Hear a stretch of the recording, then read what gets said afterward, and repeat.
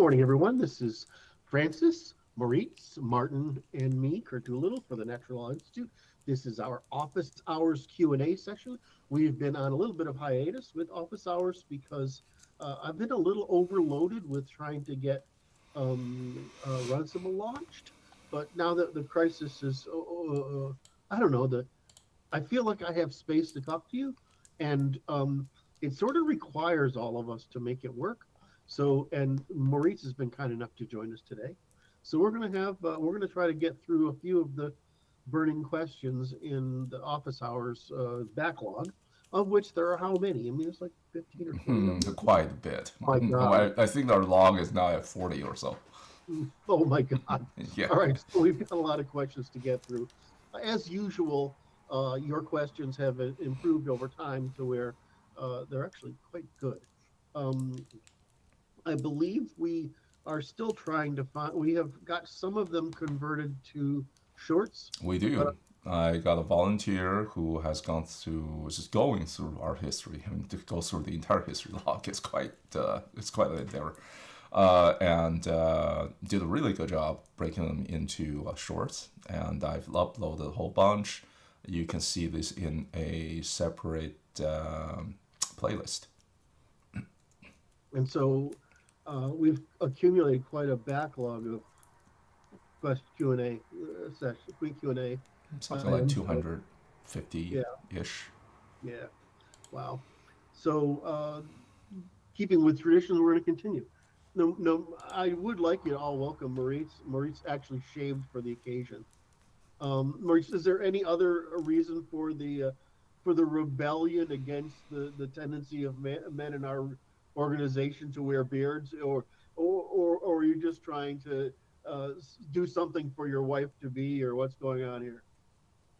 It's just a significant other, and I just do it once in a while.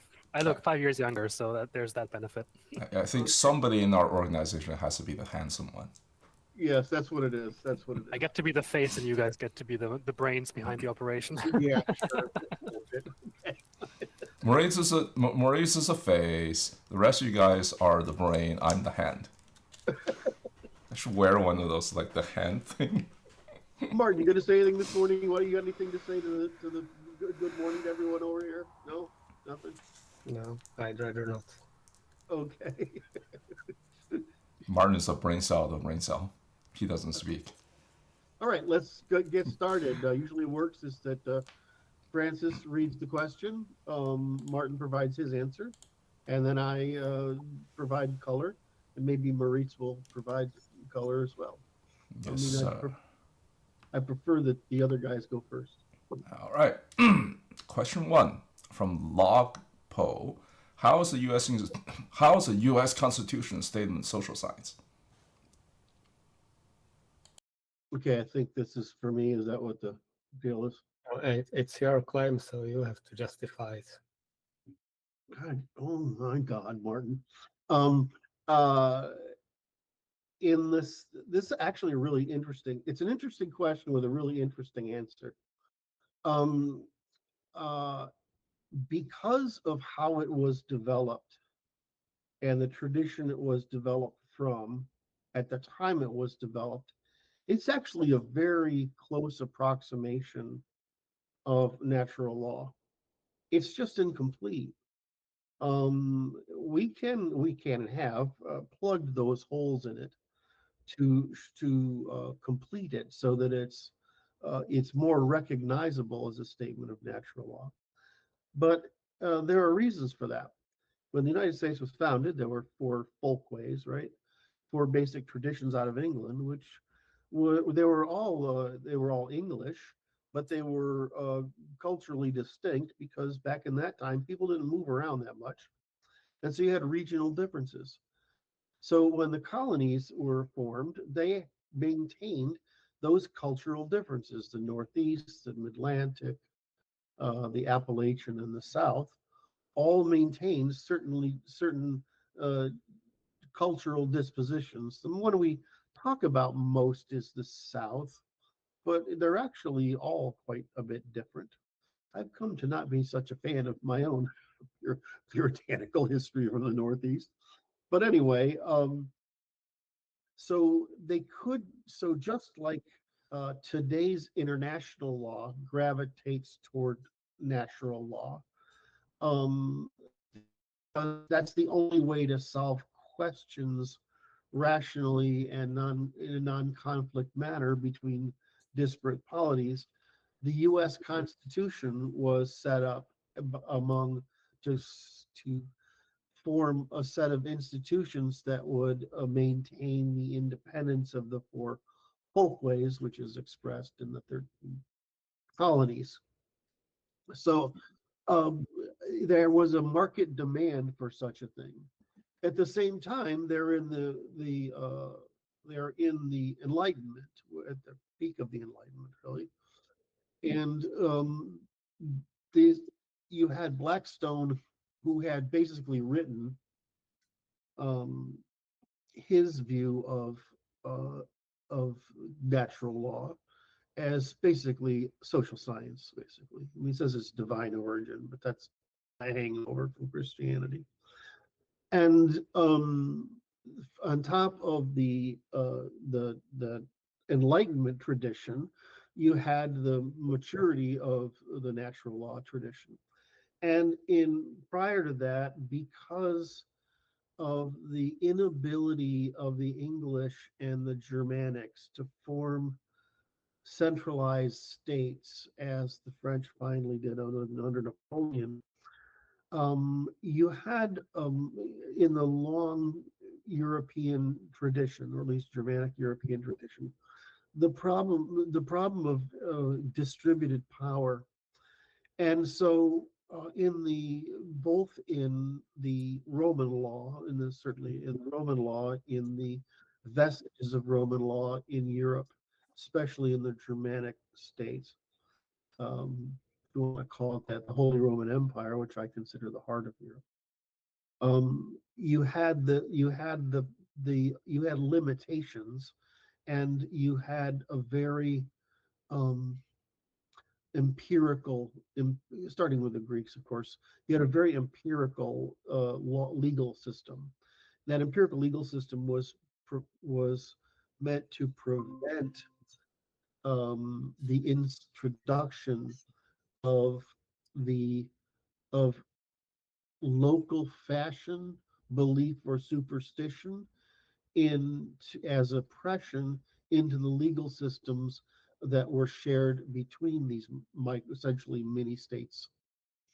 So this became really obvious during the Hanseatic period, where the cities had started trading much like they are today here internationally, and there was a draw for more for a difference between the urban law and the rural law. Urban law being you have less agency, but and need to tolerate more variation, whereas because you have international trading members among you, and rural populations which need to maintain, which have greater agency but less opportunity. So the less opportunity and therefore greater need for social and moral cohesion in the absence of economies that were heated and accelerated by the trade in the cities. So what you have is this beautiful, but then you get to the formation of the English modern state, which was done as rule of law in order for basically the nobility, to maintain power, to counteract the search for power by the central government, which was, of course, the same thing we see everywhere. So what they succeeded in maintaining power, and again, they needed a way to do that that was possible across different groups. So what you get is a relatively secular history, starting actually in the among the Yamnaya, right, motion into Europe, through the Greeks, through the Romans, through the Germanics, into the late Germanics, which was the West Germanics, and into the United States finally as the end point of the development of Westernism in the full codification of natural law. So, so it's actually just empiricism, which means reasoning from the evidence of common law courts. That's just all it is. So it's as close to a science, social science, as possible. That's why I say when I do all my work on revising it, it's actually not that. It's actually filling holes that actually explain that explain that it is a social science, and fill in the holes in it that makes it possible for us to look backward on it and say, oh shit, this really is this is this process of iterative discovery through the resolution of conflict by empirical means. So in other words, it's not that its law is scientific, it's that the law is the origin of science, both in the Greek world through to today's. That last part is actually very profound. I haven't heard it expressed that way before. You mean the law is the, how do you put it? The origins of social science, but rather the law is. It's You said not that the law is scientific, it's that science emerged from the law. And that's why you see it in Greece, is they put together the first formal system of law in Europe, and that was under the West Indo-European tradition, right, of separation of priesthood and law, right, priesthood law and priesthood law and governance and military. So in the end, you have, reason is an out as a consequence. Greek reason is a consequence of the fact that the law, there's no authority other than agreement among the warrior class, and so they have to use reason. And then beginning with Aristotle and this, I mean, actually all of them, but you see this this search for realism, materialism, realism, as a means of, I mean, even in the face of Platonic idealism, you see this attempt to understand the world in the terms that they use to govern themselves in law. So this is just the Indo-European accident, right? If you start out with a pirate, means of profiting, you end up with a pirate government. And what's a pirate government but a shareholder agreement? And what's a shareholder agreement but a system of contractualism for governance of a pirate band or a raiding band or a party, a political system. So this was so successful, it carried into the conquest of the agrarians in Europe, and they kept it as they got into the commercial sphere. You need the commercial sphere, that was possible in Greek, and access to Mediterranean trade, to produce enough incentive for codification, right? For the purpose of resolving increasingly complex contractual differences. And that just stayed with us all, for the past 5,000 years. And the most interesting thing is the English Constitution, of course, is the governance of the Holy Roman Empire, which is neither holy nor Roman nor an empire. I always think it's funny. Is actually something we understudy in America. I don't know if we understudy it anywhere else, but we understudy it because that's actually where all of this becomes this sovereignty thing that we have, and then gets most expressed in England because it's the most economically advanced and most trade advanced country in Europe, other than the smaller one, which is the Netherlands. It's the Dutch. And so the America just gets really tired of of what they consider oppression from afar, which is really just the fact that once you end up with all these colonies, right? If the colonies have a significant number, not of conquered, but of your own people, they want to continue their form of government, right? And so the fact that there was x number of weeks or months of contact problem between the two areas meant that the places were ungovernable remotely, and because at the time not that many people wanted to leave England. They didn't want to depart from England, but they actually needed to have governance, local governance, because they didn't want to continue the exploitation of the church and the aristocracy. So when they talk about again prohibiting the church, about not centralizing the church and prohibiting aristocracy in the states, it's because they don't want to create another parasitic class.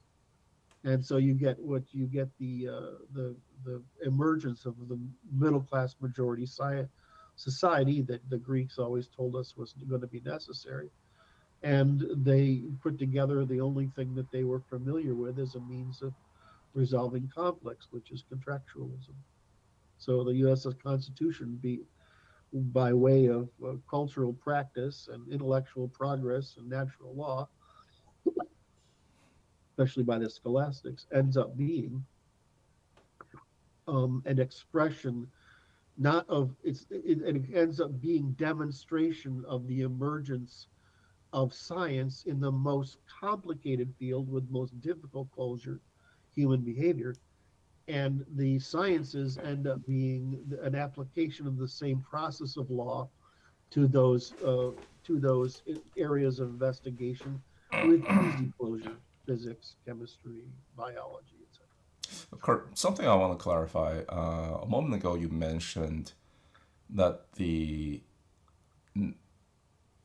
guess that, for lack of a better word, natural law tradition emerged in Great Britain because it is the most technological and commercially advanced country at the time, or something like that nature. No, I meant that contractualism did. Oh, okay. All right, the natural law tradition existed since really Aquinas putting his foot down. And then the scholastics pick up from Aquinas, and one of their reasons is that they felt that the treatment of the indigenous people by the Spanish was completely out of hand. So the church wanted to be able to control those areas. They couldn't control those areas and bring man closer to God, so to speak, if the fucking nobility, aristocracy, and the military and the entrepreneurial militants were so abusing the populations that they hated everything to do with us. So one of the reasons for the advancement of natural law was to constrain behavior under colonialism, so that the church could spread, which worked pretty well, really. It's amazing. So it's more like there's a coalescence of the intellectual progress under natural law, the long-term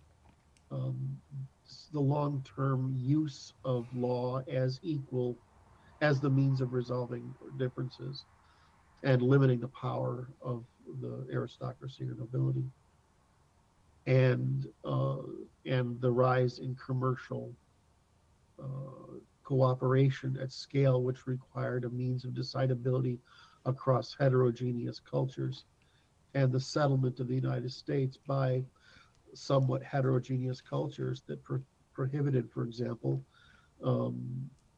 Europe. If one of the European constitutions, I say most of them are nonsense.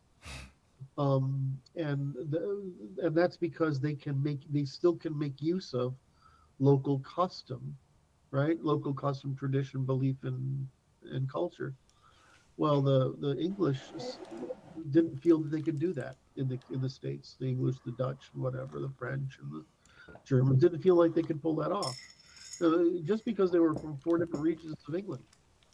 So so it was easier for them to produce a voluntary agreement, contractual one, that is essentially purely secular and scientific, because it just was the easiest thing to pass. Whereas the minute if they'd have gone in there and we want to be Anglican, right? I mean, fuck that. That wouldn't have worked. It was at the time, intellectual people did not. You could make appeals to God, but you couldn't necessarily make appeals to Scripture the way fundamentalists do. So if I conveyed the wrong thing there earlier, I apologize. But it's No, more. I think I just took it out of context. I had assumed certain context that was not true. All right, so that's my answer. I hope it was thorough enough.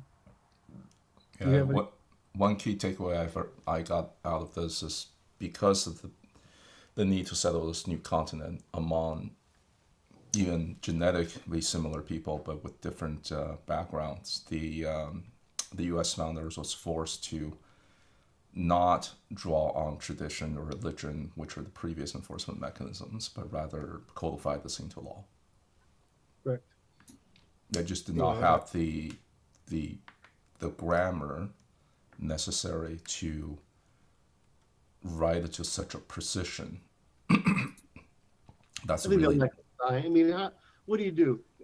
They can only, you can only solve problems you understand, right? Like the free speech issue was fucking. I mean, there was no debate over the guns, right? I mean, they were looking at the Swiss and said, "Oh fuck, this works. We're doing that."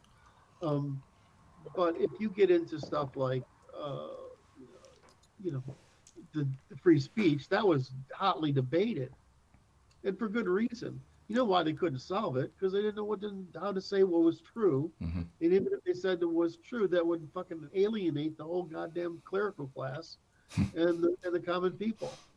So I mean, they couldn't solve it, right? So they said your free speech is what it is, and we'll handle it basically. So there's all sorts of debate.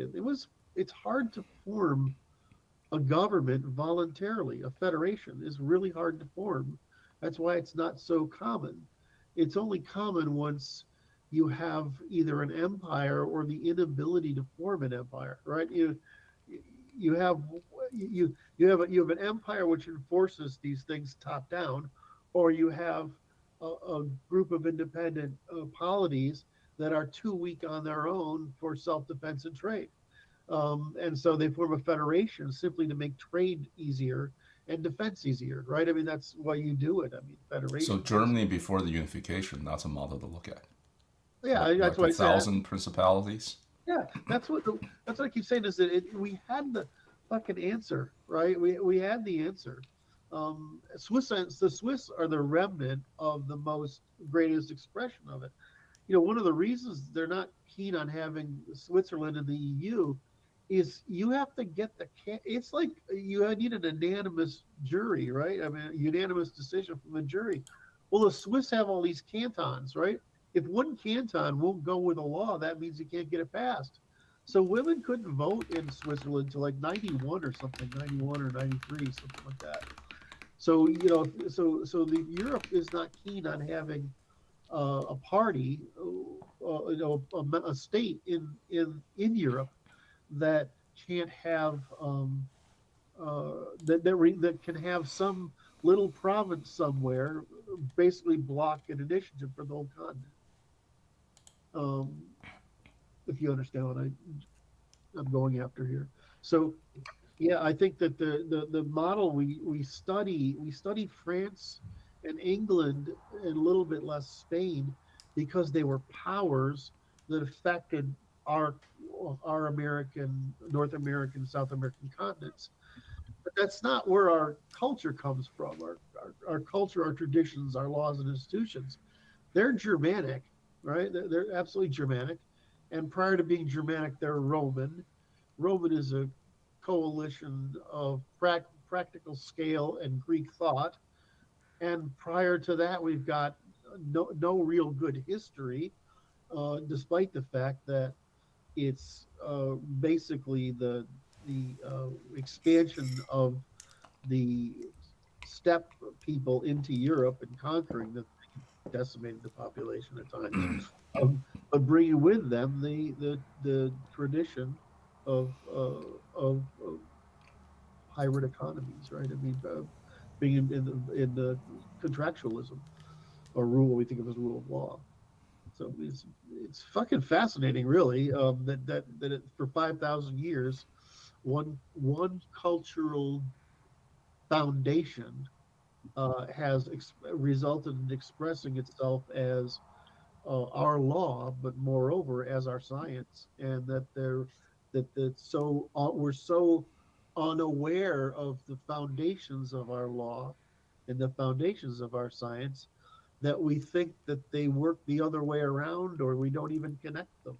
But science is simply reason is expressed as a result of our law. Science is a result of our reason in our law, and our technological advantage is basically built on those three pillars, plus the high trust necessary for the formation of a militial polity. In other words, you have to be citizen soldiers, and that can operate under rule of laws. Fucking fascinating to me. Absolutely fascinating. It's fascinating mostly because it's almost impossible to repeat. I mean, Japan's done a pretty damn good job, surprisingly, but it's almost impossible to repeat. Japan did a surprisingly good job copying it. I don't think it would have emerged out of Japan. Well, I don't know. Because what I know of Japanese geopolitics or the geography itself is it lends itself to smaller states because before the unification by the Bakufu, by the shogunate, it was that. Mm-hmm. Like you are a local lord, you maybe like you have this valley to you with your subjects and so on. You wage war with other neighboring lords and so on. So in that sense, it's more like Germany, a small collection of kingdoms. Princedoms, yeah, exactly. That's awesome. Well, I mean, but the whole thing is the whole argument that the territory of Japan does not lend itself to consolidation. Right, but the interesting thing about Japan is that, correct, the territory itself does not lend itself to consolidation. However, the territory also did not give Japanese people the condition to evolve rule of law like the Magna, like the steppe people, because it's not a steppe; it's a bunch of forests. Mm-hmm. Mm-hmm. Mm-hmm. So I love this question because the answer is fascinating at depth. I see it as inevitable that because it was based on no tradition, that it would undermine all traditions under it. And then how it would have influence over the world. Hold on. That contractualism would prioritize mercantile interests over all others.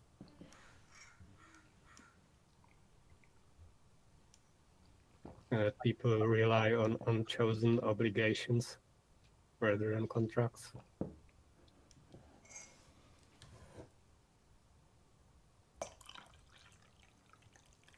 I think there's something very true in what you're saying. On the other hand, all people will choose greater economic prosperity. Well, why should people always get what they choose? Well, because you have to be able to stop them from getting what they choose, and there's a lot of fucking of them. I mean,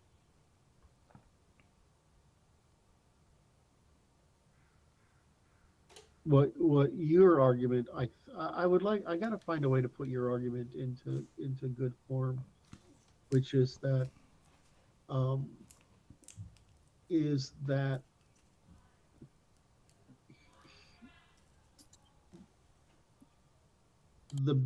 the conversion of moral existence in cooperation within your group to purely economic consumption is the opposite side. It's the opposite trap. And so we've put ourselves in the opposite trap.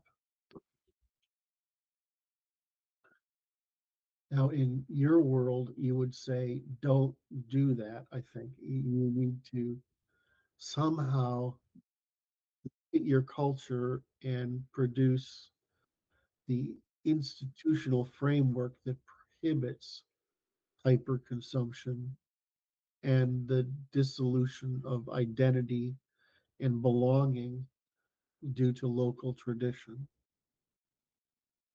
And I would say that that's great. How do you fucking know it, right? Is the real issue. How do you prevent people from wanting more than that they have, what they have, when it's just part of status signaling? Let's run a thought experiment. If it Mhm. wasn't the United States, which is this vast territory without its tradition, because oftentimes tradition is tied to a place, right? That you grew up here. Let's say that Seattle is settled for 2,000 years. That I'm a Seattleite, right? Today, calling yourself a Seattleite means nothing. But let's take the U.S. Constitution, which is the closest document that's statement of natural law of social science, and apply it to Germany before the unification. I think you call it Hanseatic League, and my history of Germany is surprisingly poor. What do you think would happen? Because this then would be a place with tradition, with cultural identity, and yet you have a federation, and you apply this constitution as a law of the federation. Would it then deteriorate toward commercialism and merchant ethics, or will it have the best of both worlds? It's certainly possible that it would.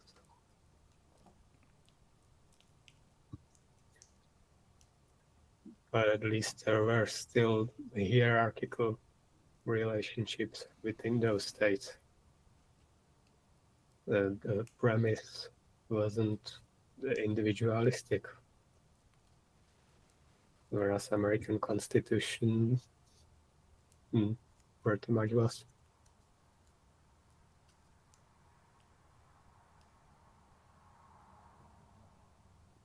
Martin, can you make that again? Well, the states of Holy Roman Empire still had internal hierarchical relations. Yes. There wasn't some central government that would interact with individuals directly. Right. So the term is escaping me now.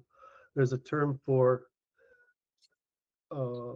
keeping everything local that can be, and only centralizing things that must be. What is that term called? Subsidiarity. Thank you. And so what you're saying is the principle of subsidiarity is constantly violated by commercially driven societies, right? Yes. Right. That is not only true, it's not only important, it's actually profound. And I would say it's one of the central holes in modern government. I'm not sure it's true everywhere. I mean, it's certainly not true in France. I haven't studied the cultural differences in Germany enough. Maybe Maurice can answer this. I will say that it appears, I don't know if it's true any longer, that people in the Germanic states tend to not separate by distance as far from family and point of origin as Americans do. The same throughout Europe. What? It's same throughout Europe. Lots of us stay where we were born or move to some nearby town or village. Yeah, yeah. So, so this generates demand for consistency as well, right? So you could view the problem of the United States as filling up the continent, causing people to sort. Once they're in place, people develop norms for the region, and then people find that the region no longer wants them and they no longer want it and want to big sort into another region, so that we'll eventually end up like Europe, which is what I would assume, as long as movement is possible. Well, it would be ideal, but Americans just keep moving around whenever they cause problems in one state and go cause them in another state. Absolutely. So everything is ruined. So the thing you're drawing out is that by violating the this is probably the whole insight. This is probably the whole way to frame all your insight. I have to think about it more, but it's not that it's that it's been hard for me to grasp what you're really getting at until today, and now I think I get it. Is that the minute you violate subsidiarity, you basically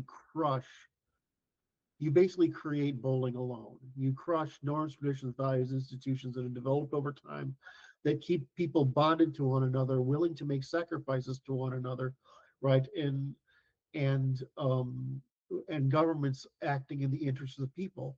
Commercialism lets you break subsidiarity by emphasizing cross-group, cross-individual cooperation, regardless of its impact on the socially binding factors. Yes, I agree with all of that. Absolutely correct. Absolutely.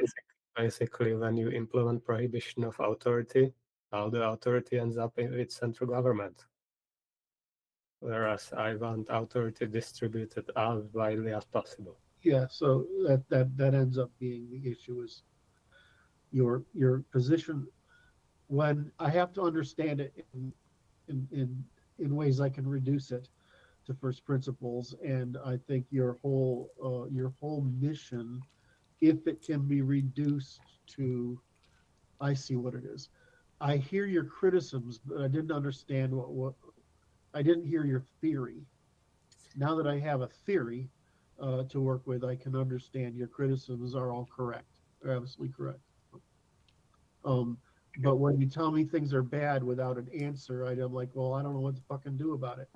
But now that I understand, it's the one thing makes all the fucking difference, and that's it. See what a little hiatus could be?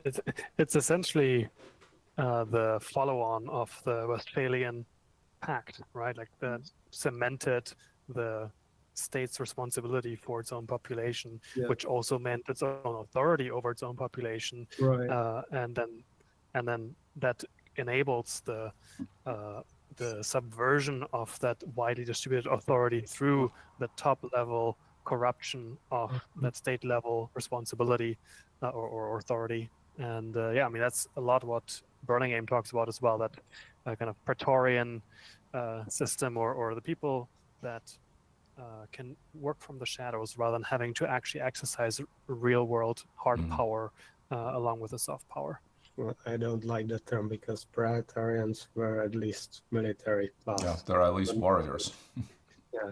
Well, I think the point he's making is that, and he does trace it historically back to the Praetorians in the Roman Empire, which then followed on there was a whole line of development onwards from that. Of course, there's different terms we probably should apply to it, but that the basic insight is the people who guarantee the security of the people who have the highest social status or political authority, they are actually the ones in control, because they can directly kill the people that make decisions counter the interests that they have.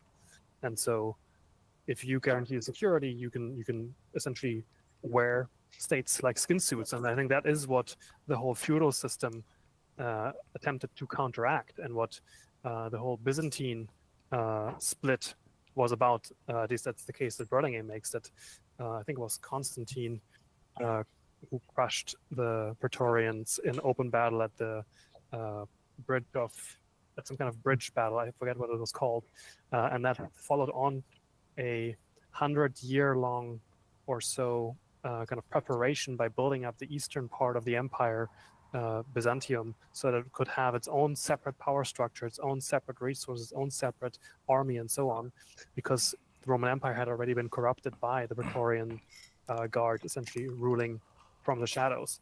And so the same structure, the same pattern has kept on happening, and we are subject to the same thing today, thanks to the Westphalian Pact, but then also the installment of an illegitimate king on the English throne from the Dutch. I think William. It was. I'm not sure what the name was, but in the 1600s, and then essentially this alliance between the industrialists on the Thames with a foreign power, the kind of the banker elites, and then we have the Bank of England there, and so on. So I won't go into too much there, but I think there is something real here that we haven't really talked much about, because our whole world isn't framed in the developmental path of states as kind of these top-level units, and yet I think there's something really powerful about the feudal system that we lost, that made it so that you always had that obligation and accountability to those that were under your charge, or that you were in charge, or that you were responsible to upwards. Yes, we have not. Yeah, that's what I said yesterday. Yes. So if we want to expect of the elites, the nobles oblige, then they can be threatened by people under them. Their position has to be secure. There can be competition. It's an argument that the feudal state was not implemented for implemented for individualistic reasons. It was implemented because after the fall of the Roman Empire, you had to create some kind of order, and you needed populations to work the land, since the returns on land aren't enormous, but they're necessary for sustaining populations. So it makes perfect sense to me.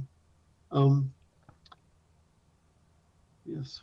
Okay, Martin, I just want to thank you for this conversation, because now I have a solution around which to frame your correct criticism. So, Curt, I see in the doc you wrote.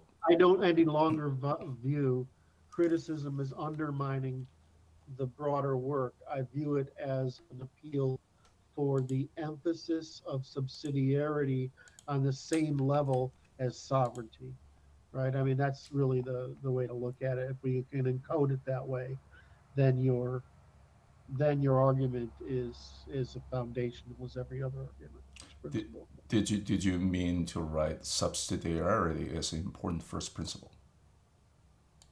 Because what did I write? You wrote first principle is the importance of subsidiarity. Oh, yeah, that's just bad framing. I just want to make sure, like, when you look at this 3 months later, you don't wonder, what the hell was I thinking? The importance of subsidiarity is That's the first principle. In some sense, it's just a very basic recognition that your own individual agency and sovereignty is enabled by the social environment, the society, or the tribe that you're a part of. If you don't have it, you're just fucking generating power distance. Sovereignty requires organization. Organization requires authority. Mm-hmm. And if it's You say authority, I'd say it requires limits, but okay. But I think you mean, well, let's talk about that part of it. What do you mean by authority in this case? If you don't have it, Well, then there's possibility of all sorts of impositions from the top. And if the group isn't organized, it's just individuals or very small groups, Okay. then there's no possibility of resistance.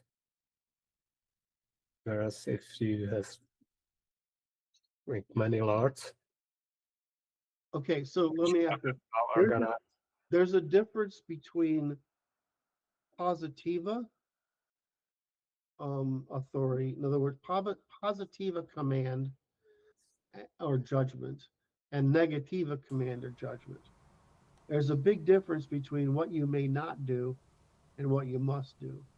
Well, there's a place for both, but of course we don't want abuse.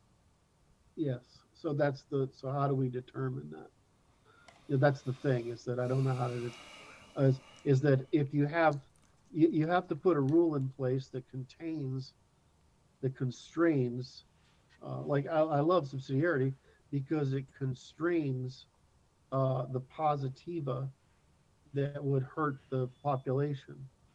I'm trying to think of the positives. In other words, what authority would you? I would need an example of why you would need positive authority other than prohibitive authority. Well, prohibitive authority in a time of peace and positive authority in a time of war, right? Yeah. Yes, because like if the Lord wants to resist central authority, he needs to be able to tell his people to follow him in resistance. Yeah, but that's a denial of something against the people. If we saw, I'm pretty sure this is not hard to solve. Anyway, I don't want to do it in the middle of this discussion because we've already spent a fucking hour on it. Yeah, this is the pattern. That the first question always takes us the longest, regardless of the question. I got a lot out of it though, so thank you, Logpo, for asking, and thank you, Martin, for helping me finally understand how to codify your objections. And okay. I think a note to our anonymous volunteer who's breaking these into small segments: focus on this one. All right, what's next? All right, question 2. What does the Natural Law Institute think of metaphysics and metaphysical beliefs? And most importantly, how is the claim that materialism is degenerate and cannot produce a functioning society considered?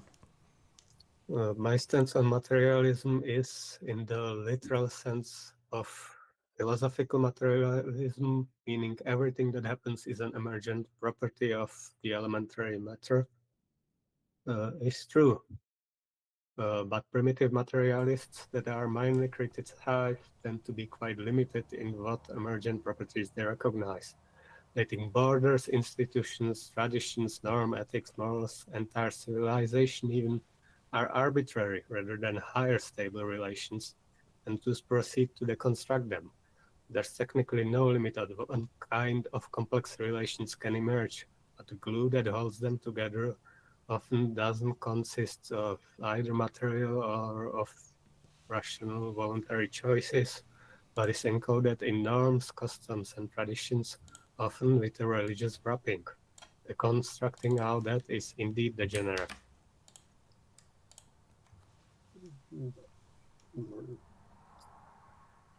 Martin, we just need to get you a law degree so you can be a judge. Who would give me one? The Institute, of course. I don't know. I think you fucking own it.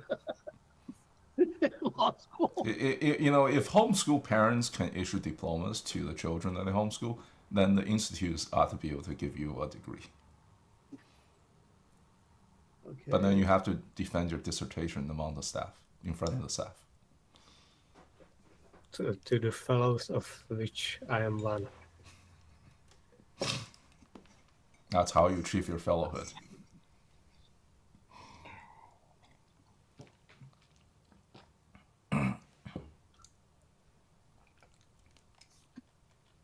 All right. I'm gonna reread Martin's here because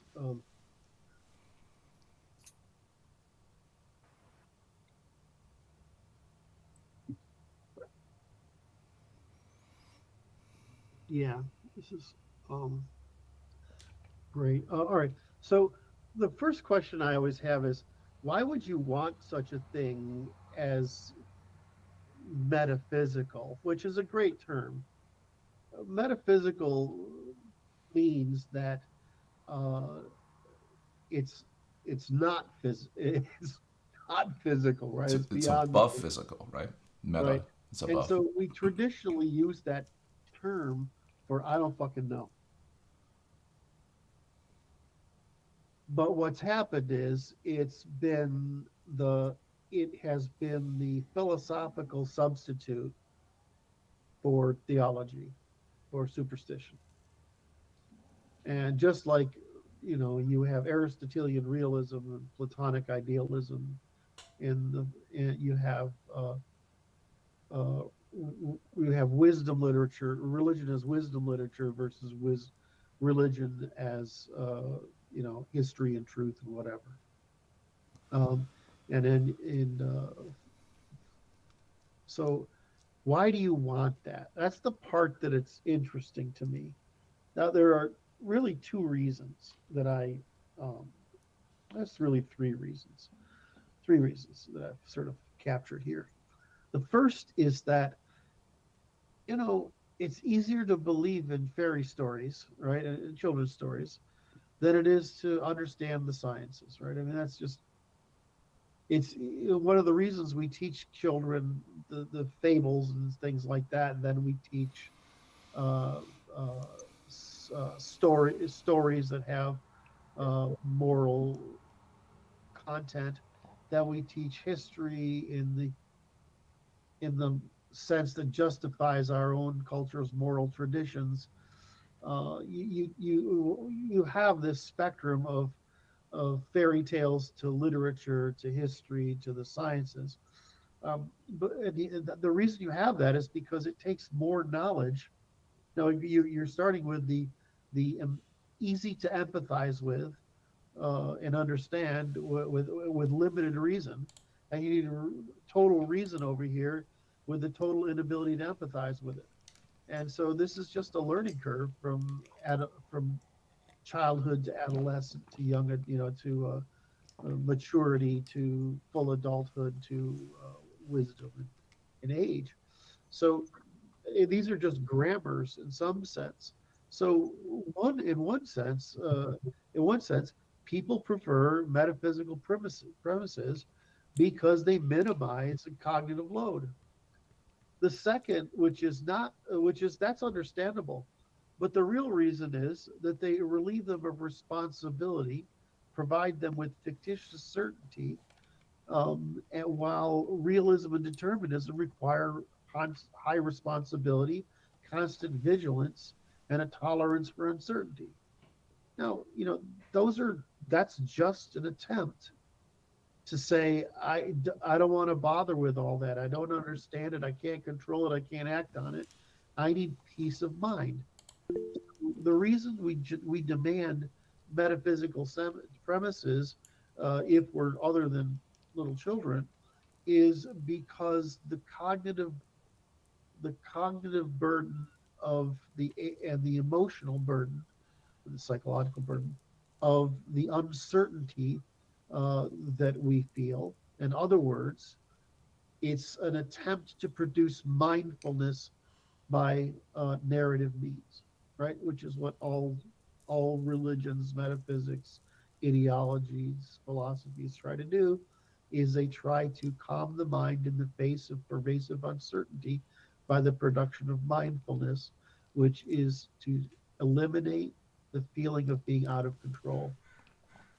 Um, so metaphysics tells us comforting stories. It lowers the demand for responsibility, and because it promises an ordered universe towards some end, it makes life feel meaningful, and this makes us develop mindfulness necessary to continue in the face of all this uncertainty that we're actually trying to deny. So it's realism and institutional cooperation require high demand for responsibility, high demand for knowledge and understanding, and high tolerance for this continuous uncertainty in which you feel totally powerless and out of control.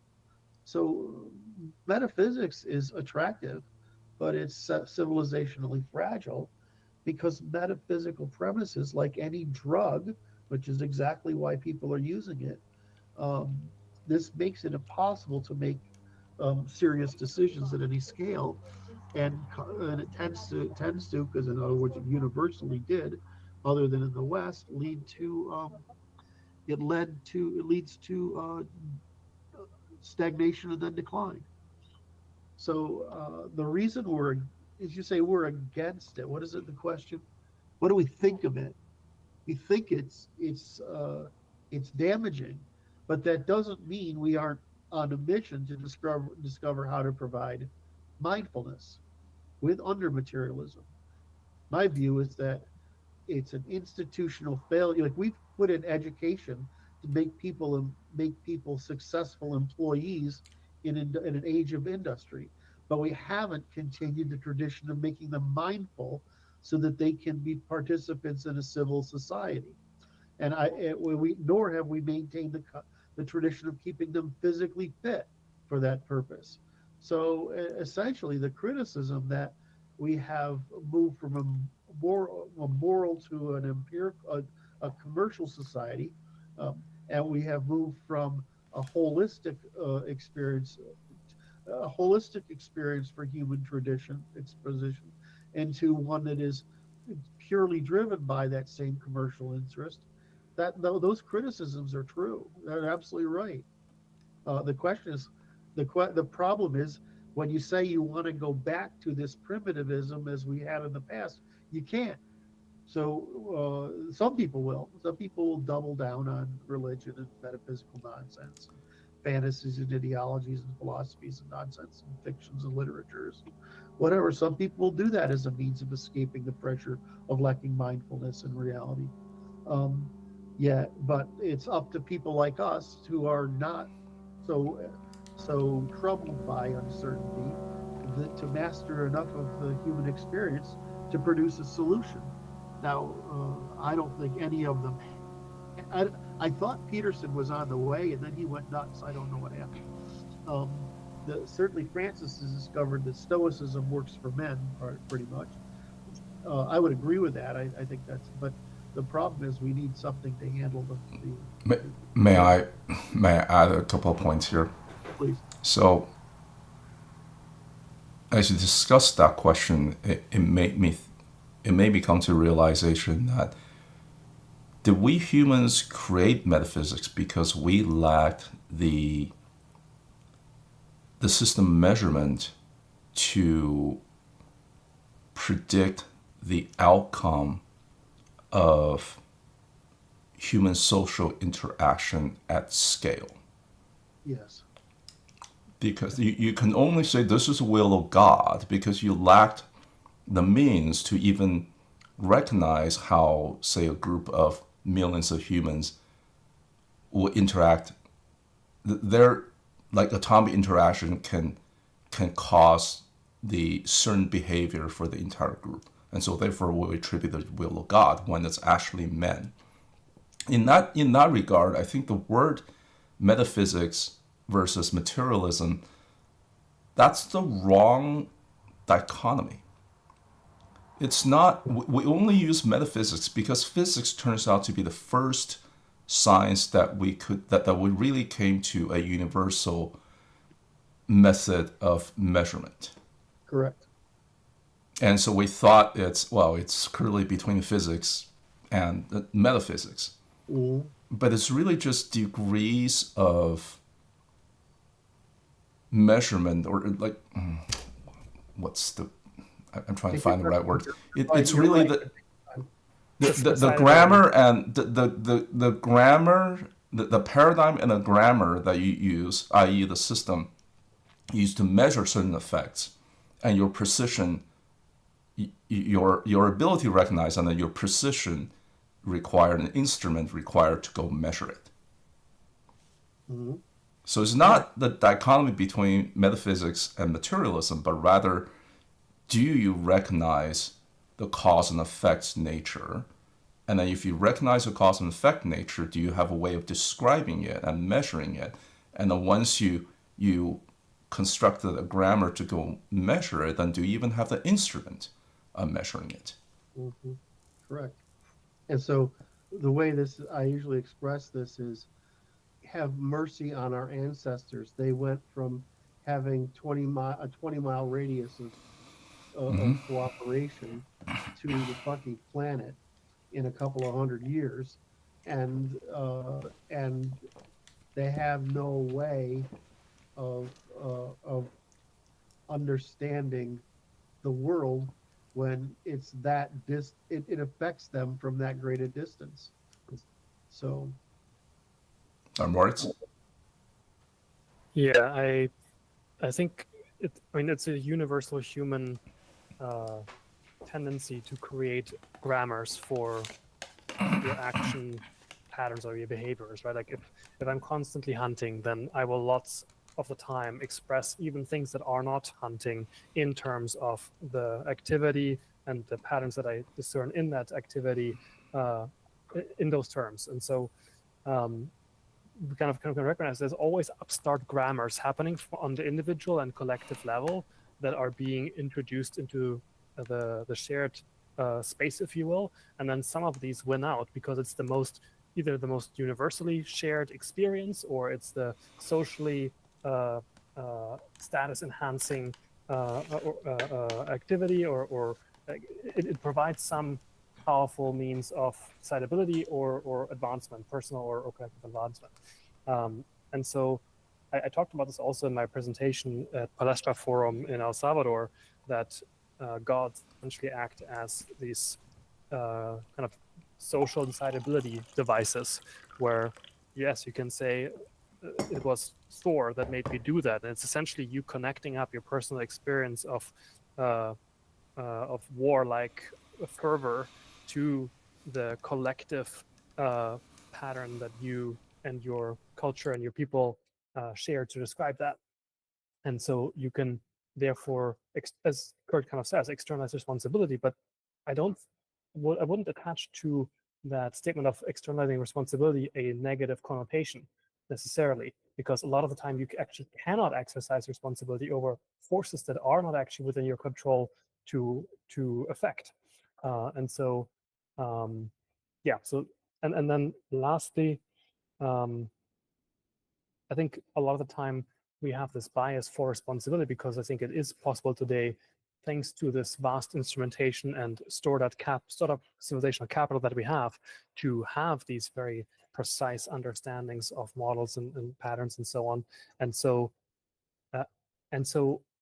also in the Western context, we have this assumption that there's somewhat widely available social mobility, which means that there's actually an advantage to expressing responsibility, which it isn't in most other societies, or it's not really generally a pattern. Like, you can express kind of responsibility for your own advancement, but that's not really responsibility on the social level. It's a personal agency expression. So there's often not actually an incentive to express responsibility for you, because it doesn't get rewarded socially. It actually gets you into trouble. If you are the one that doesn't take bribes and everybody around you does, you just lose out. And then lastly, Worse, you get ostracized. Yes, and lastly, I think, kind of in keeping with the discussion of the last question around schools, like you can kind of see schooling on a state level as a monoculture of instruction that uses a shared grammar that is, well, it's spread across the entirety of that large scale, right? Rather than having local differential expressions of local grammars that may share some with others, but there's again, it's the competition between these grammars that tends to keep them adaptive to the human needs that they are supposed to serve. Yeah.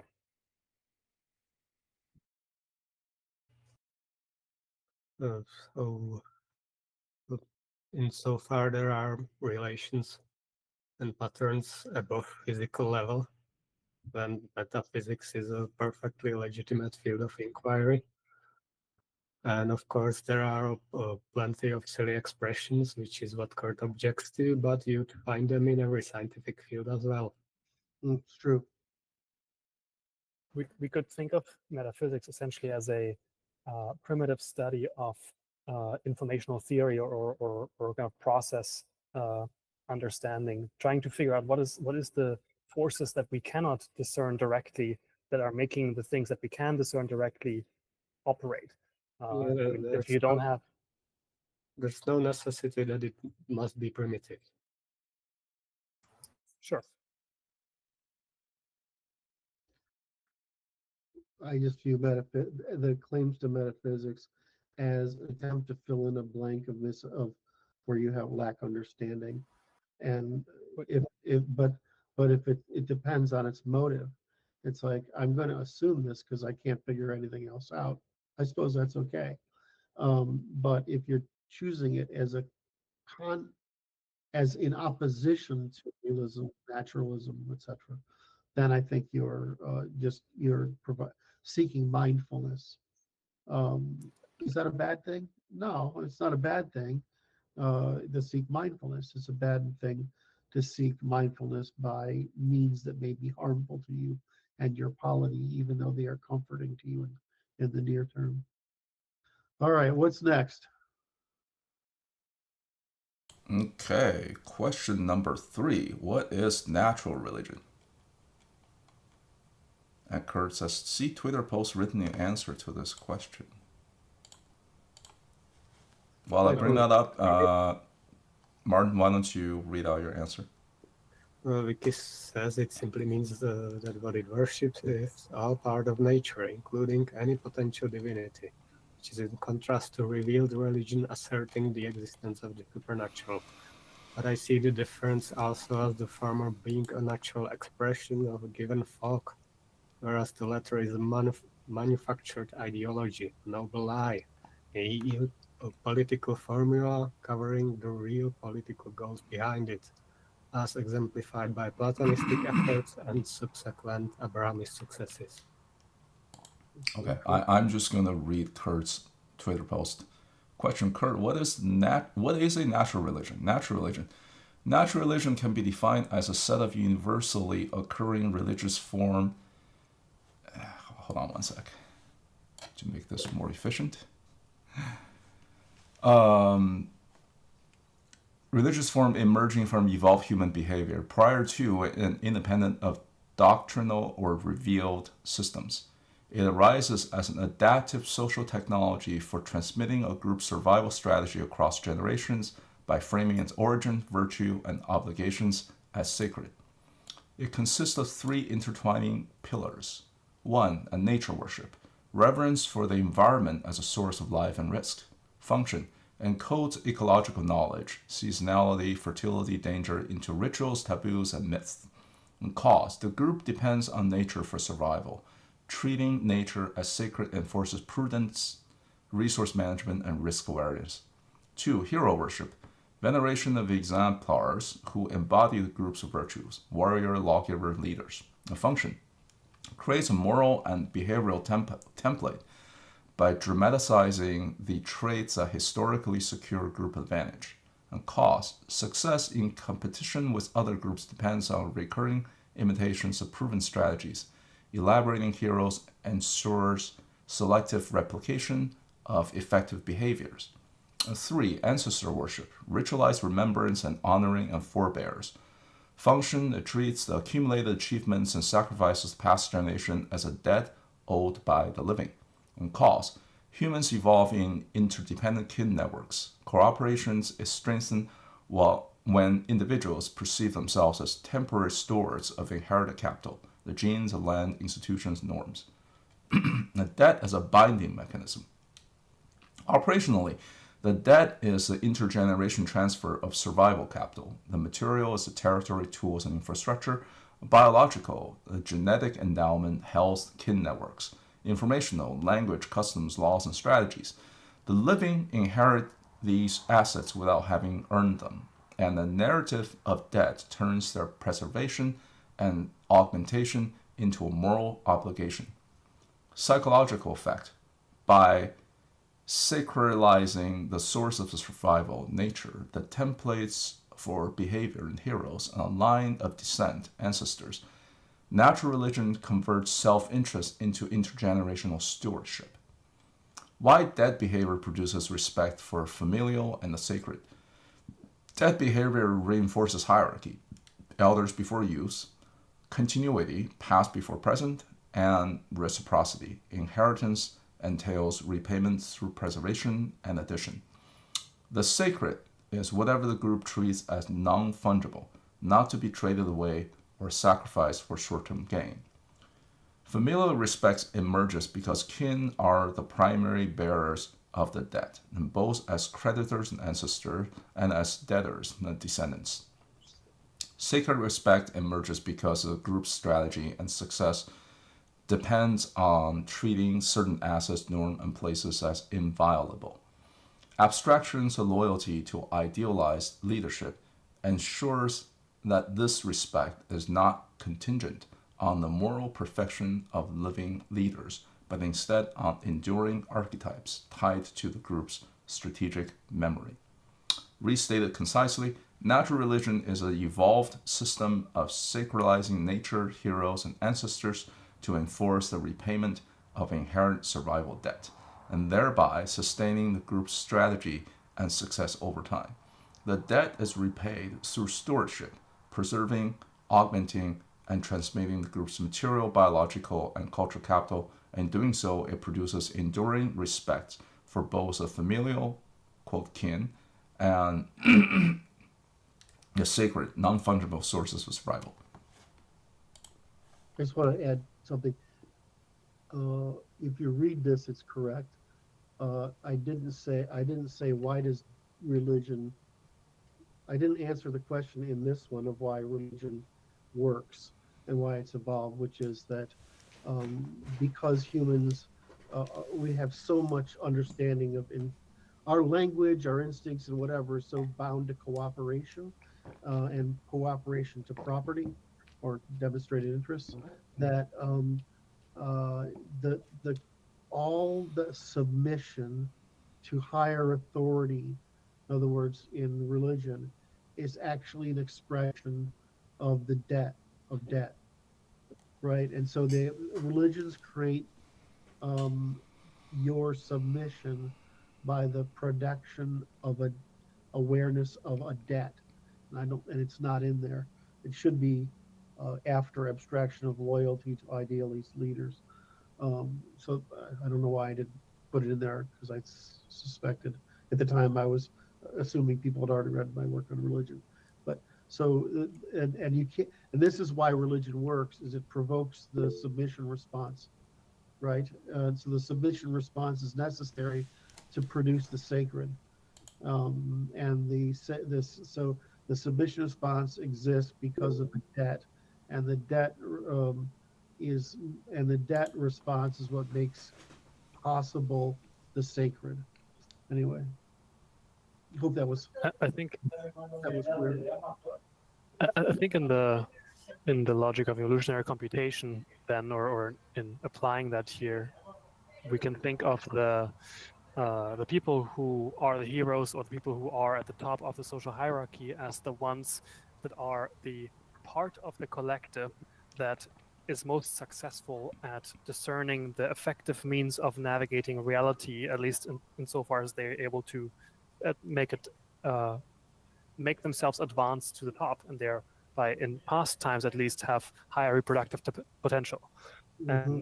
And so it's essentially demonstrated familial kind of adaptive capacity as a subcomponent of the collective adaptive capacity, and that's why they're where they are, and that's why they're also venerated. And so actually, I think in this sense, it's one of those things that makes you really question this whole liberalism or progressivism, this tendency of venerating the people lowest on the hierarchy, right? Like, why do we do that? It's a veneration of the least adaptive capacity. So yeah. As I read that Twitter post, a question came to my mind, but then I think I got the answer.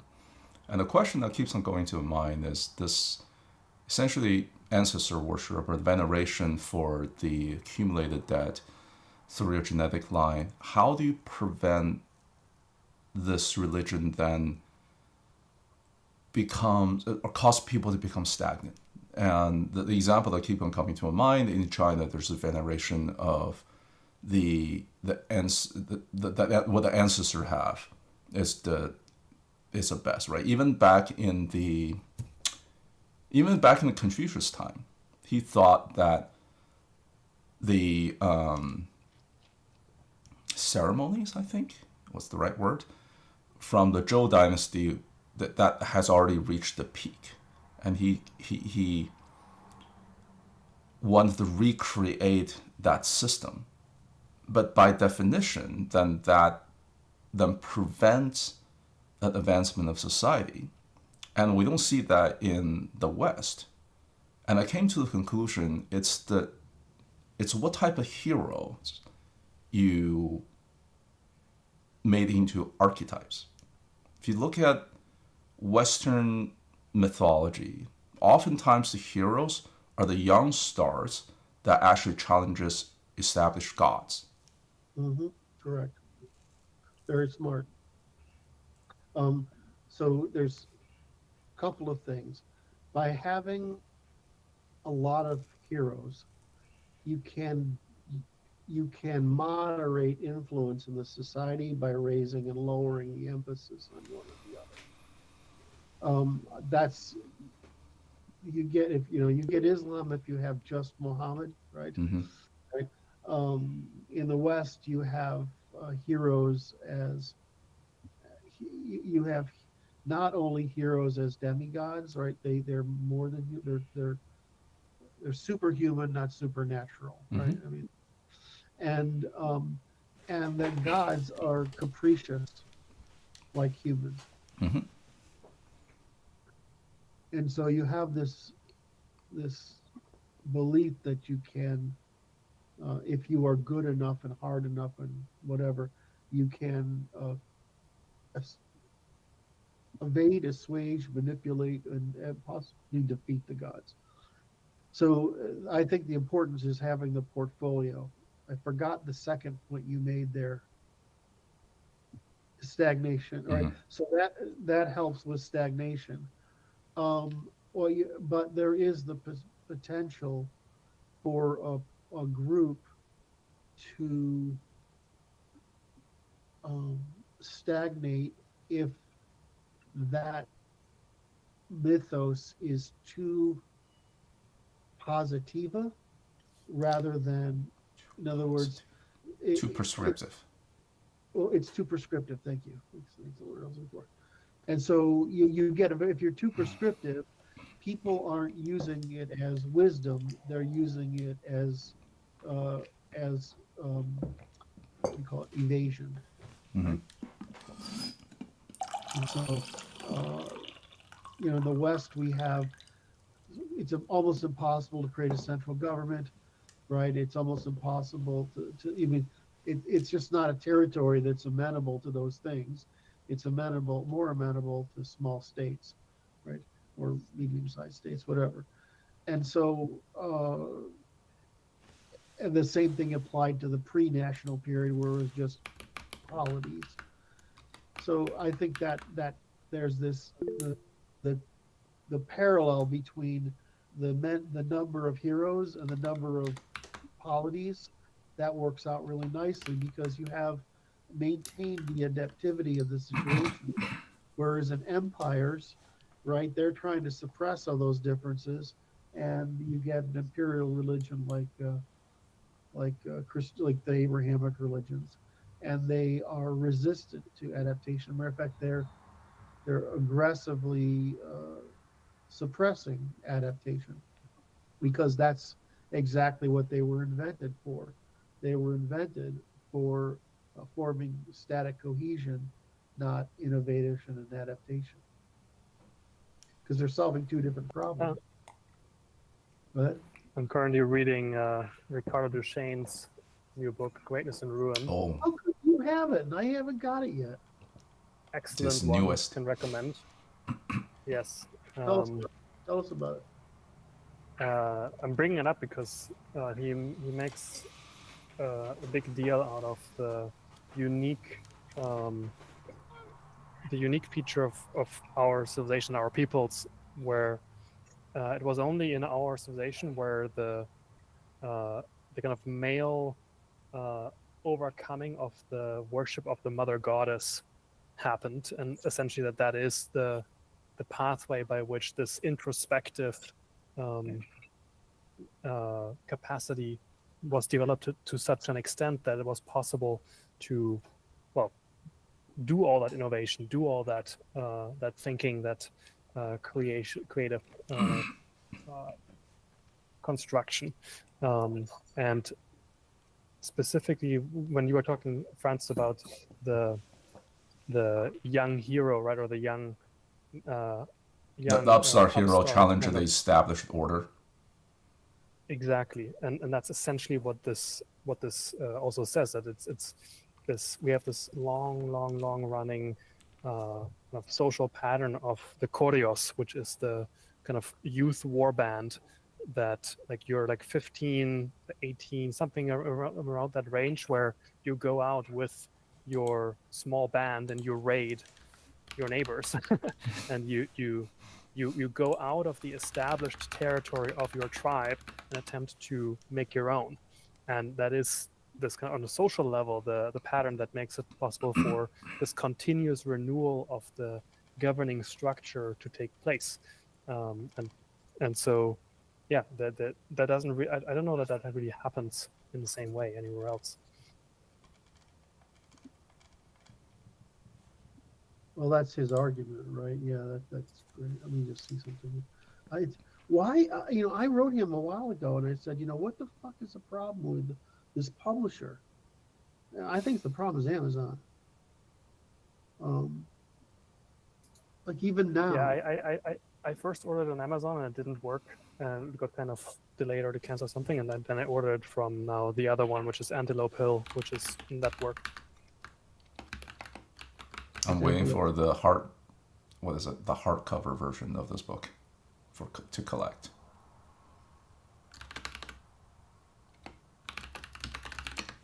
All right, shall By the way, we? he also, I'll just add one last thing. Mm-hmm. He also agrees with Martin, actually, that he says that the West can retreat from this kind of precipice of atomization, cultural incoherence, nihilism, and hostility towards one's own history by tempering the self-destructive liberal tendency of individualism through historical self-consciousness and a worldview incorporating community and cohesion, while allowing individual creativity to flourish again toward more pro-social ends. So he's very much on Martin's side. Yeah, I've read some reviews. I've seen the agreement. Yeah, I think I read the 2-part review. I think it was actually a Substack article that you shared with me, Martin. I read the. It wasn't specifically about the book, but it cited a lot of passages from Greatness and Ruin, so I got to know this premise a little bit. Well, 670 pages. My reading debt just keeps on piling. All right, shall we? Okay, question 4. Please deliberate. Nima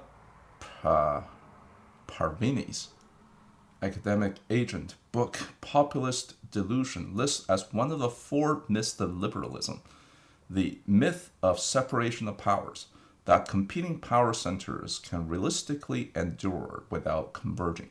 He says Carl Schmitt and Bertrand de Jouvenel both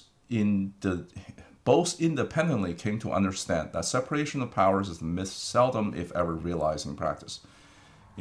Quote, in terms of sovereignty, Schmitt shows that there is substantially no difference between systems of absolutist monarchy, such as those supported by the throne and altar, reactionaries such as Joseph de Maistre and modern parliamentary systems with their supposedly separation of powers. This will likely appear absurd to some. How could an absolutist monarchy bear any relation to, for example, the US government with its careful system of checks and balances, its separation of executives from the legislature and judiciary, and so on? The answer lies in the fact that Schmidt saw it fit to judge any political system not by its norms, but when it was under crisis. So what's the question? Oh, I see. Please deliberate. So, i.e., please place judgment. No, Parvin is right, of course.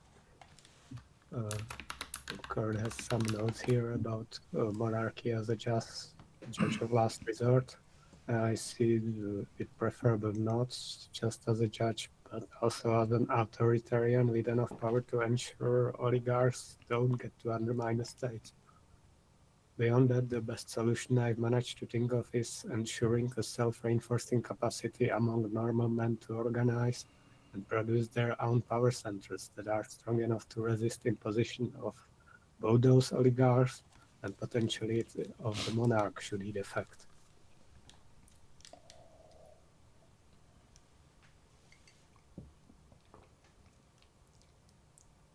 Yes, a separation of power that may happen for a while when you create a new state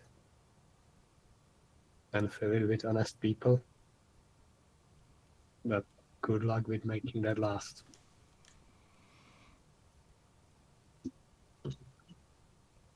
Our problem with the different expectations. I would say this is the most common misunderstanding between Europeans and Americans, is that you govern a European state. In America,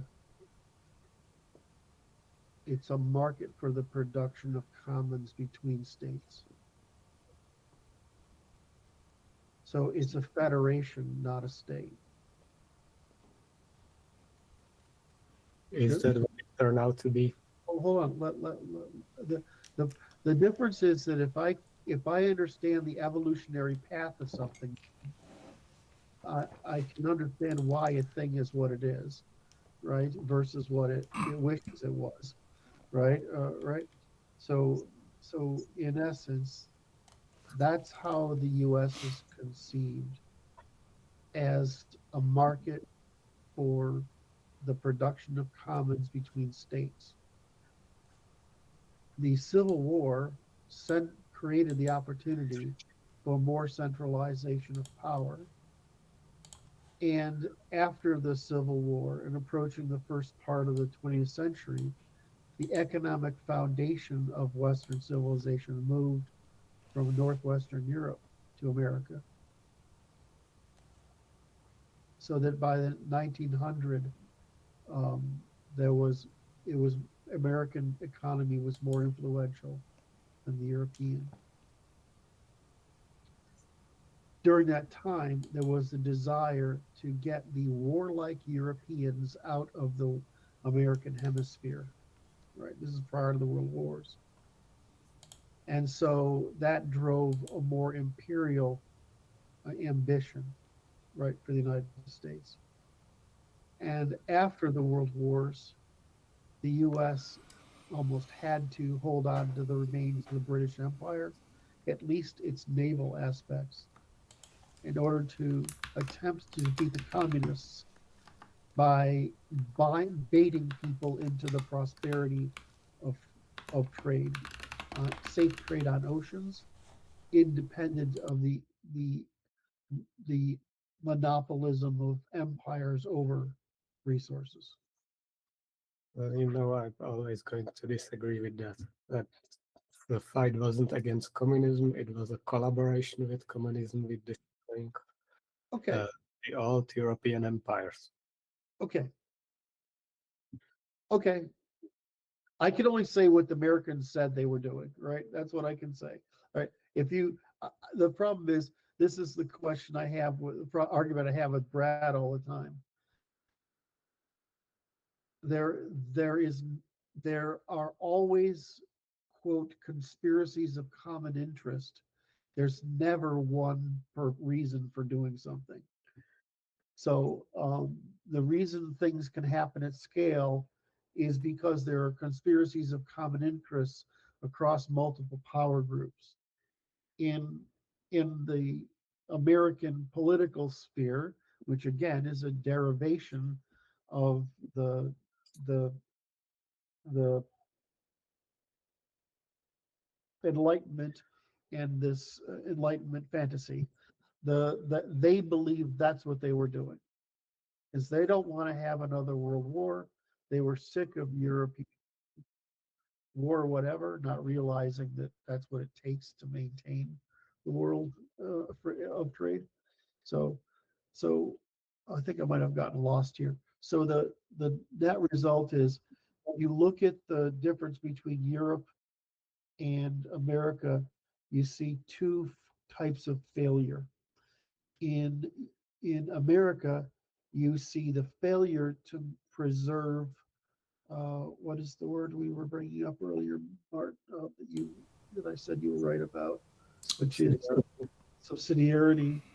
Despite we were built as an organization, as we were built to maintain subsidiary, but sufficient commonality that we would not separate in defense or trade.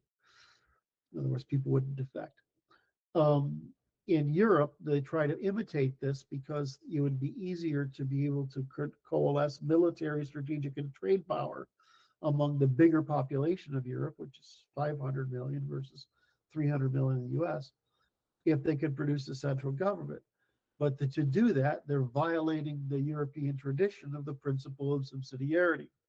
So we have the attempt to build America on one side, and the illustration of the failure of America on the other, where both of them are currently failing because the problem is the preservation of subsidiarity. And how do you take care of common defense and free trade, or reasonably free trade, or mutually beneficial trade, let's say that, um, when in basically a federation of subsidiary states. And so I view Schmidt as speaking from the European perspective, not from the federal perspective. And I see in his statement, he's correct. I see the collective problem with these critics, as the Romans were quite good at this. There was a way to, if the America tried to do this, there was a way to go to war and to transfer power during war, and a way to revoke the powers transferred during war. Well, the Romans were hella successful at it. You had basically a dictatorship during times when you need one. You had a republic undergoing concerns, and you had a redistributive welfare state whenever there were spoils returned from war. This is the fun.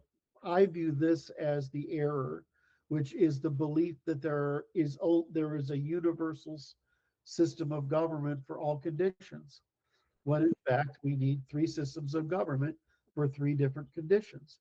The question is, what is the normal state? The normal state, the going concern, the one that generates uh, prosperity for all, when not under windfall or crisis, is the republic. This idea that the republic can manage crisis and the republic can manage windfall, that those are empirically failed hypotheses. So my criticism of Schmidt and de Jouvenel and Parvini is that they are, or actually Maestri, de Maestri is the same. Uh, they're all doing the same thing. They're all talking like there's a European country, and they're under control, and they are in a position where republic is really good if everybody's getting along, and really bad if they're not, or a republic is really good when there is no crisis, and or there's no stupidity in the government, but you need corrective behavior. So my argument is that everybody's talking about the wrong problem. The wrong problem is the dynamic adaptation of government to those to the situation that to situations that arise, and the mechanism to move between the three. Roman's like Roman did it. That how those people are describing what is rather than what should be, and America hasn't demonstrated being an exception. Hold on a second. Say that again. That they're describing what is rather than what should be, and America hasn't demonstrated being an exception. It has demonstrated that sovereignty works there just like everywhere else. I'm agreeing with that. I'm saying I'm talking about the solution. I don't like criticisms without answers. They just undermine, or you could look at them.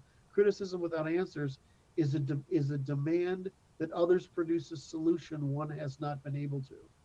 So I'm just saying that I'm not saying that they're necessarily wrong per se. I'm saying that the solution is rather obvious and is in our traditions.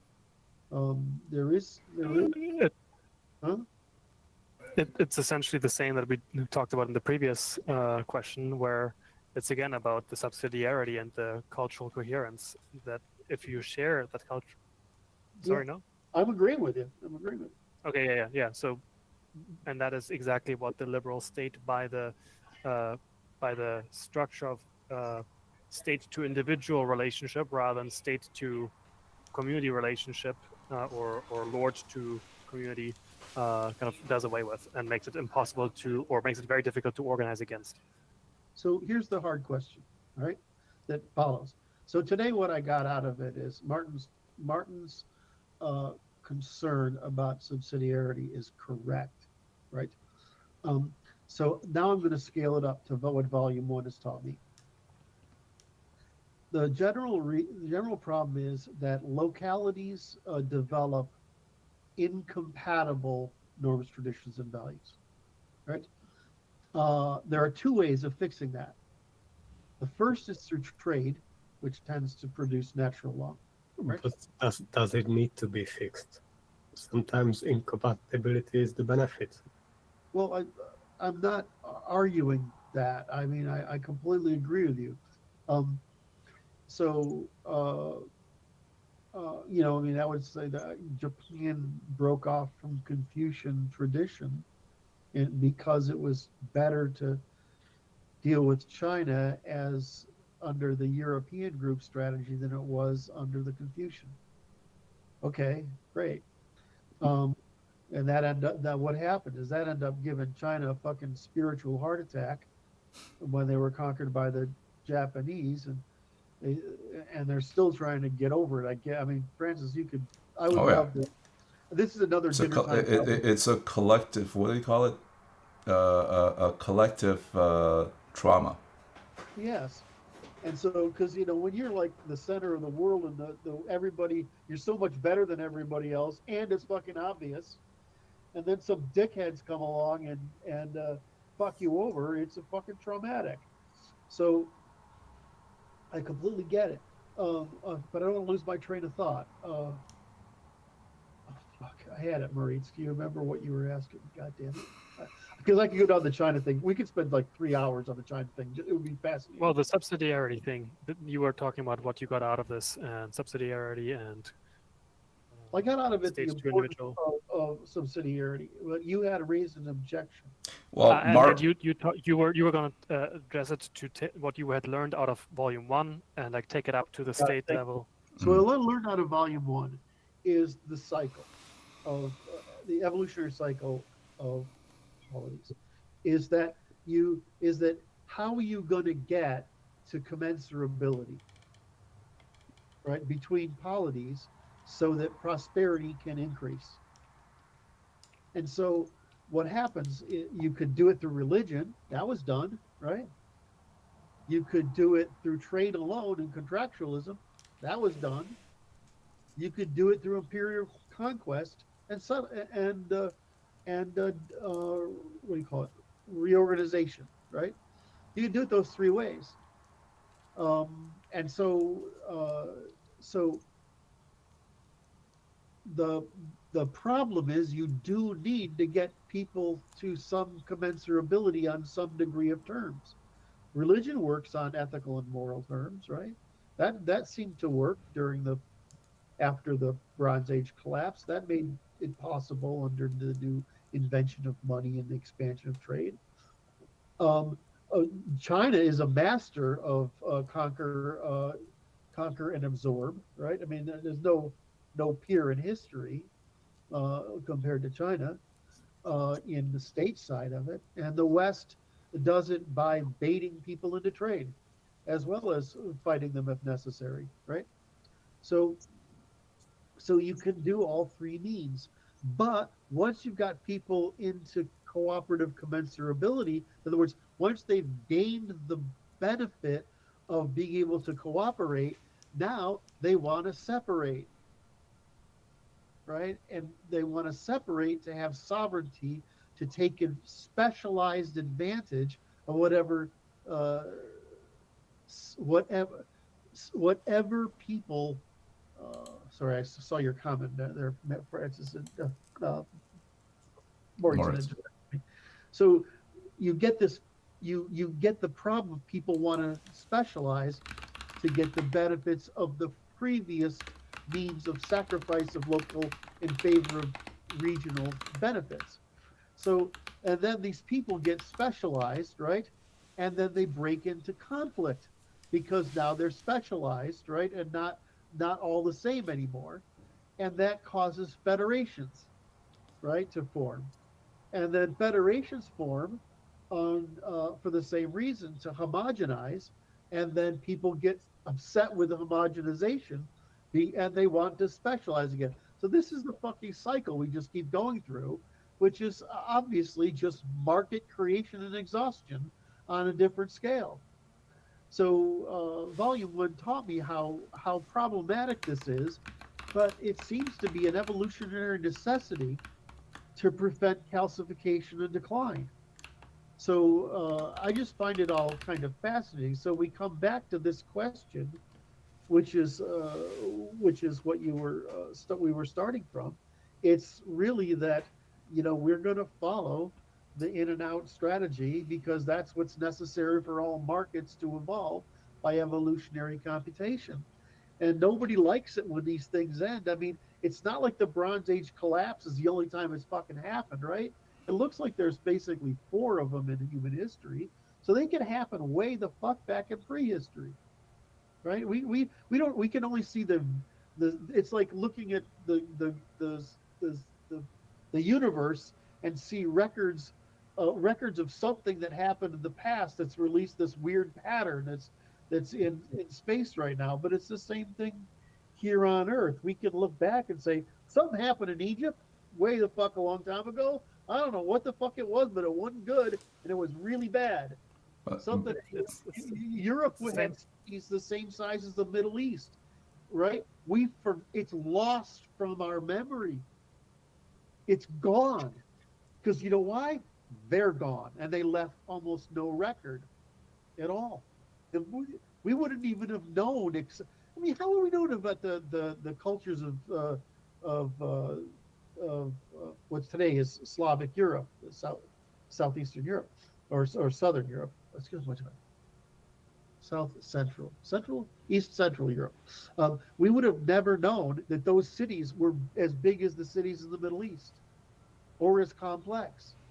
The difference is they didn't have central government, so they couldn't collect taxes, so they couldn't create monuments that would decay, right? That would decay over a long enough period that they would be visible, right? So we didn't even know. We're still taking pictures of the fucking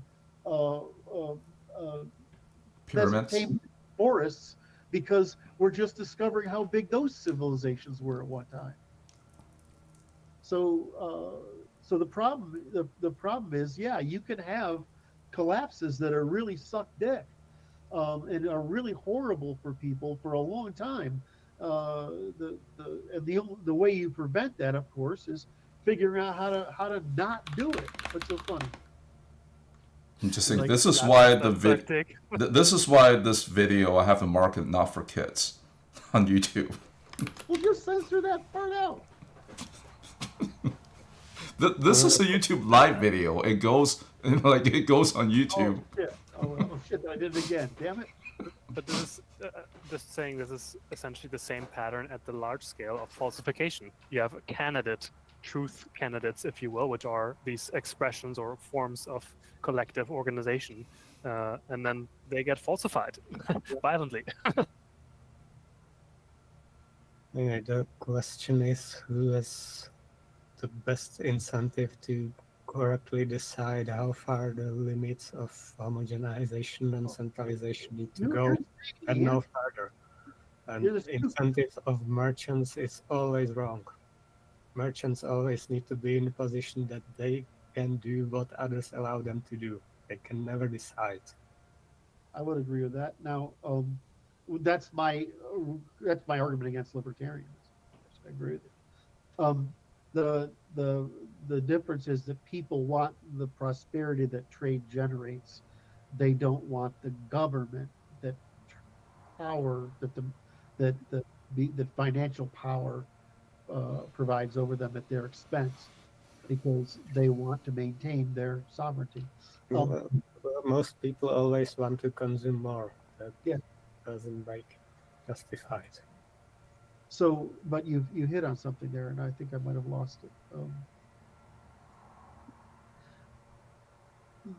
You hit on it. Okay, so look how long has China been able to maintain the bureaucratic institutional model? A little over 2,000 years. Yeah, and what before that? Oh, it's essentially a bunch of warring states. But how persistent were those states?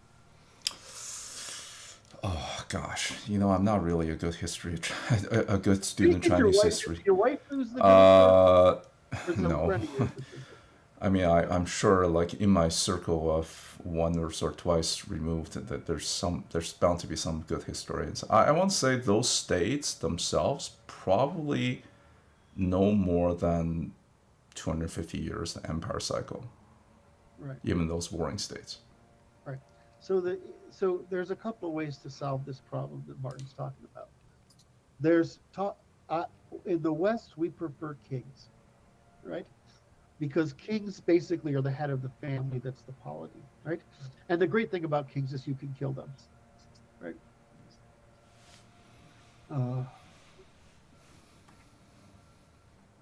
Trying to not make a side trip. But the problem with bureaucracies is you can't, right? But if you can get a bureaucracy going, right, under a king, right, or an emperor, it's pretty hard to make that thing go away. The problem is then you have to, it actually is an advantage for the bureaucracy and the emperor to have a heterogeneous polity that could always enter into conflict, because it maintains demand for that central authority, right? Yet if that central authority becomes too oppressive, it generates demand for its defeat.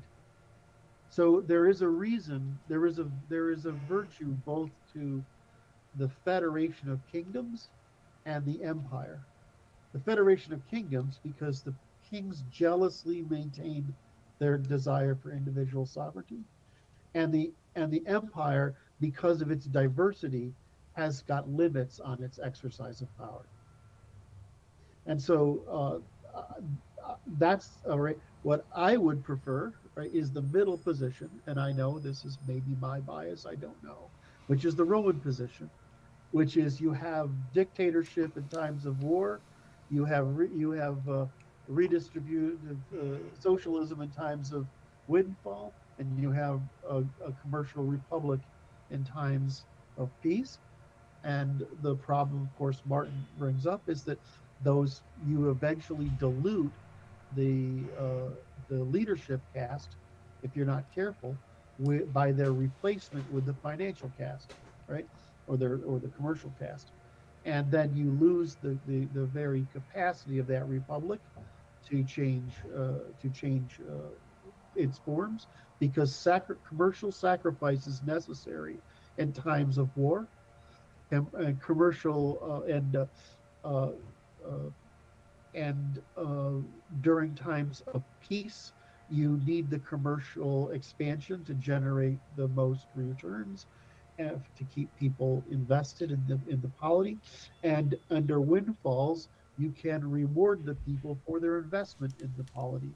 So I just think this is I'm trying to make the overall point that critics of different political models have too provincial an understanding uh, to be able to look at at the globe large enough and over enough time to say, "Oh, I see what the real problem is here." And so, you know, they're each right for their state at the time. They're not right as a general rule.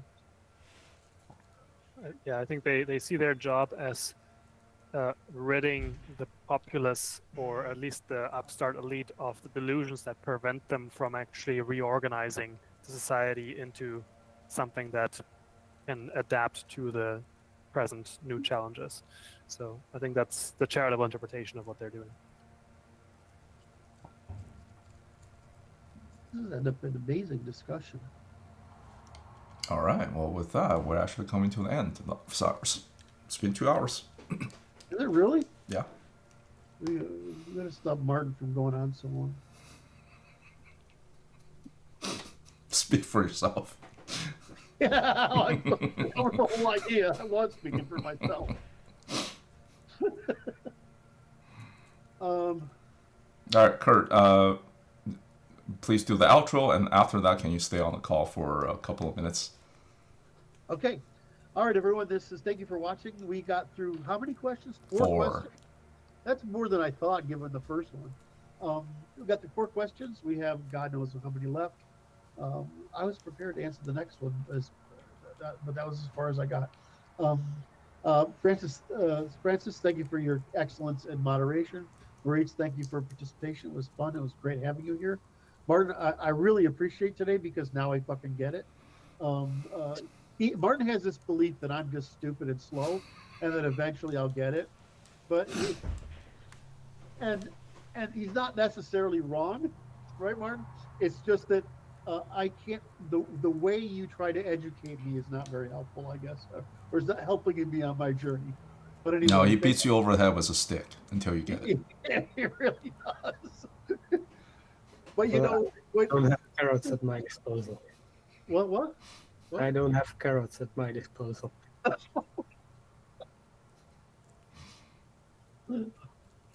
All right. This is so, and I'm Curt Doolittle. We're all from the Natural Institute. This is our Q&A. Francis puts the link to where to submit your questions, usually in the comment section or whatever it's called, the description section. Please add your comments there. Please visit us at naturalinstitute.com and naturalinstitute.org. And it's been a pleasure working with you today.